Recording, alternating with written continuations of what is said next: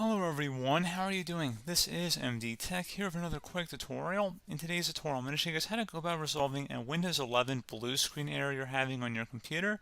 So whether you're performing updates, you're getting an IRQR not less or equal message, K-mode exception not handled, kernel data in page error, a lot of errors pertain to this problem, and we're going to go ahead and jump into what should hopefully be a pretty straightforward process, guys. And we're going to go ahead and jump right into it. So first thing I'd recommend doing would be to actually go ahead and boot to the troubleshooting utility on Windows 11. So if you do a hard power off 3 times in a row, Windows should automatically attempt to launch the starter prepare utility.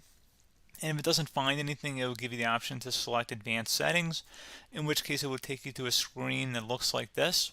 Now, if it does not take you to a screen that looks like this or you're unable to get to that, you can also download the Windows 10 Media Creation Utility, or Windows 11. They probably will make a creation utility for Windows 11 at some point.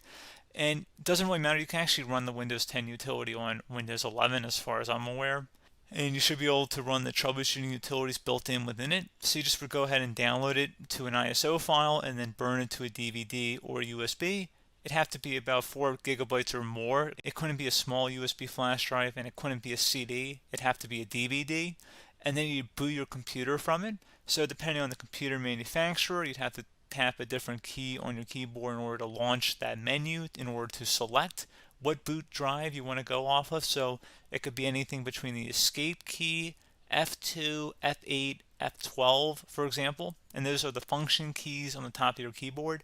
So you may have to just do a little bit of trial and error. Shouldn't take you more than a couple minutes. Googling it would probably be best before you even begin. But anyway, we're ready to go ahead and jump right into it. So we're on the choose an option page. So these will look very similar whether you're booting from it directly within Windows itself, or if you're plugged in a USB flash drive with the media creation utility installed and you selected the recovery option. So when you are setting up your Windows 11 installation or Windows 10, depending on the drive you're using, there should be an option to repair your computer in the bottom left corner of the dialog window, one of the first screens that comes up. You go ahead and select that, and then it would take you to a troubleshooting screen like you see here. And you want to go ahead and select troubleshoot, reset your PC, or see advanced options. And then there are going to be a whole bunch of options in here that we're going to explore in today's video. The first one, we're going to actually go underneath advanced options and then select startup prepare, fix problems that keep Windows from loading. So go ahead and select that first.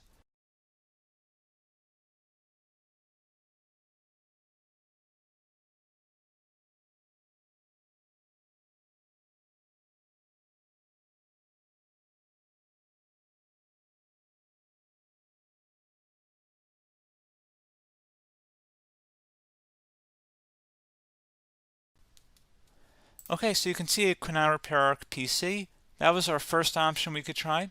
Something else, if we go back into advanced options here and then select troubleshoot, we're going to go underneath advanced options again. You can go ahead and actually access safe mode by selecting startup settings.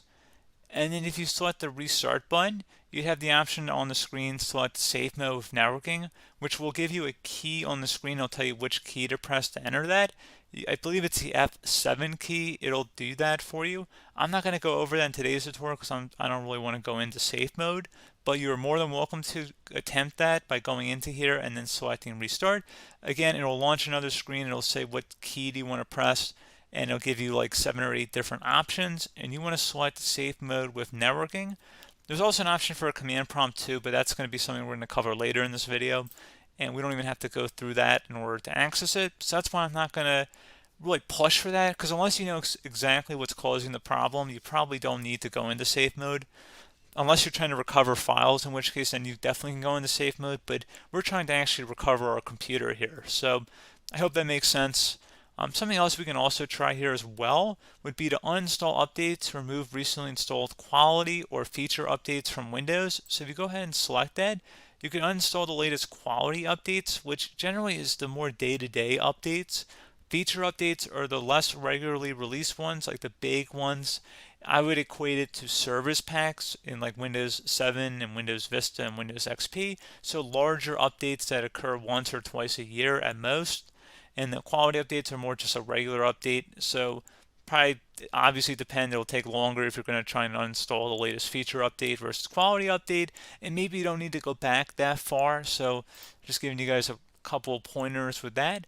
Something else you can also look at here, and we're going to jump into the command prompt in a little bit, but you can select System Restore, which will use a restore point recorded on your PC to restore Windows. And this is something I would highly recommend here, guys. So select Next. Assuming you have a restore point saved on your computer, you go ahead and select the most recently created one, and you'll select Next, and then you'll select the drive. You shouldn't actually have to select the drive. You can scan for affected programs, but we're going to keep it all default here, and then we're going to select Finish. So once started, System Restore cannot be interrupted. Do you want to continue?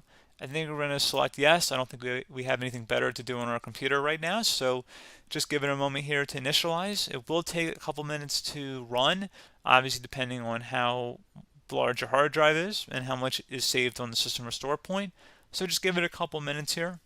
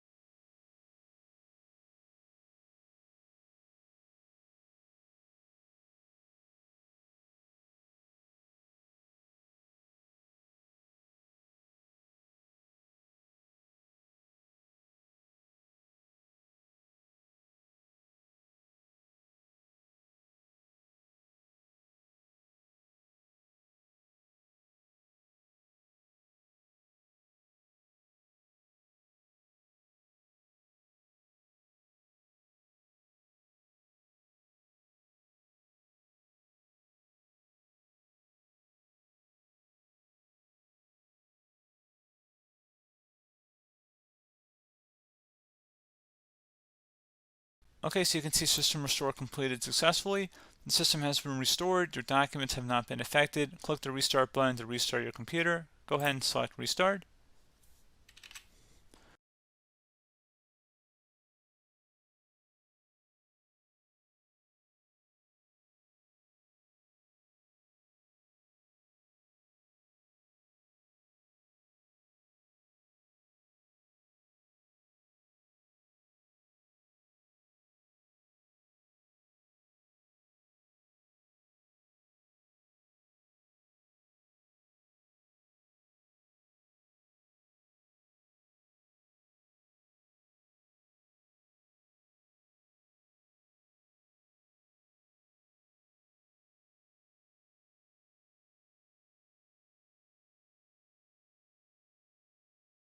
Okay, so you can see the system has been restored successfully.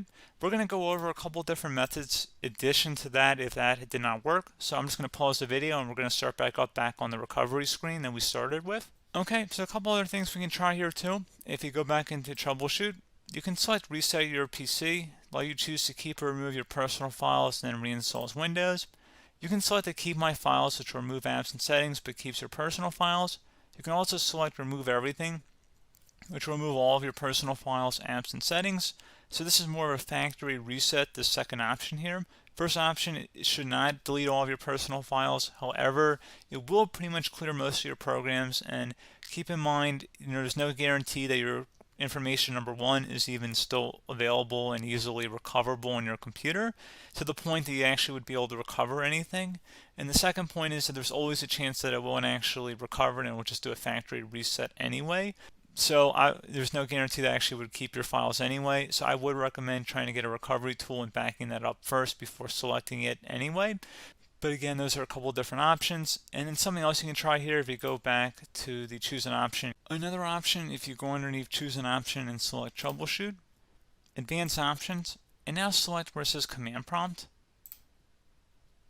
Okay, so the first thing we should do is type our main hard drive here. In most cases, it should be the C drive. So you just do a C colon, and then hit enter on your keyboard. So once you're underneath the C drive, we're going to type in dir, and then hit enter on your keyboard. It should have program files, users, and Windows all in there. That's how you know you're in the right directory.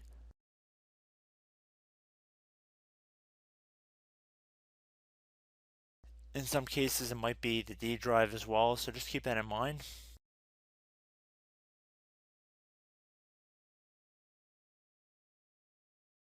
Next thing we're going to do is type in cd space / Windows / system 32 / config,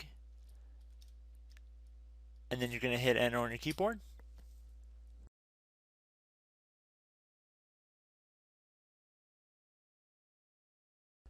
So now you're going to type md space backup.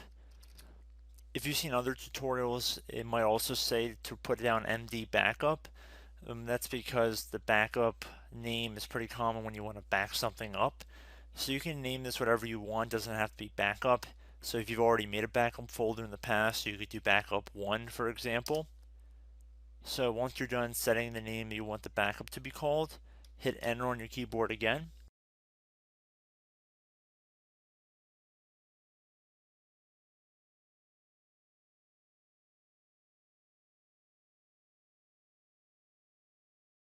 At this point, you want to type copy, C-O-P-Y, space.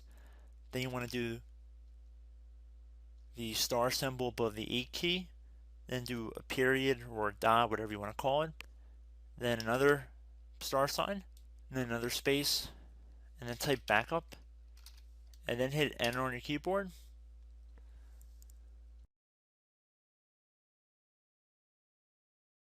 Now you want to type cd reg back, REG BACK, and then hit enter on your keyboard. So now that we are under the reg back, so now you want to type dir again, and then hit enter.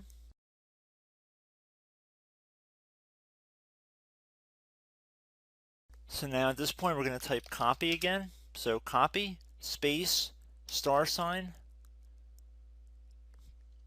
dot, another star sign, space, and then 2 dots.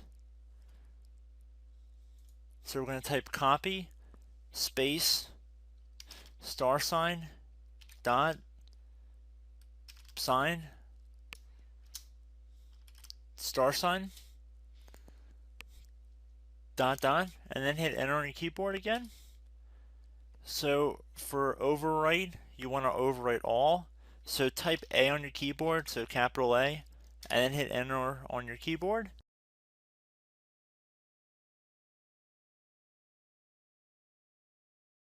So at this point, you should be good to go. You can close out of the command prompt window. And if you accidentally continue to Windows 10, you should be all set. So I hope one of these 3 or 4 different methods we went through in this tutorial helped you guys out. Again, I'm not sure if you guys heard me earlier, but try to go back into your safe mode if possible and uninstall any programs you know might be conflicting with the Windows startup if you can get into safe mode. So just keep that in mind. Something very simple like that could be blocking up everything. So again, I hope this tutorial helped you guys out, and I will catch you in the next tutorial. Goodbye.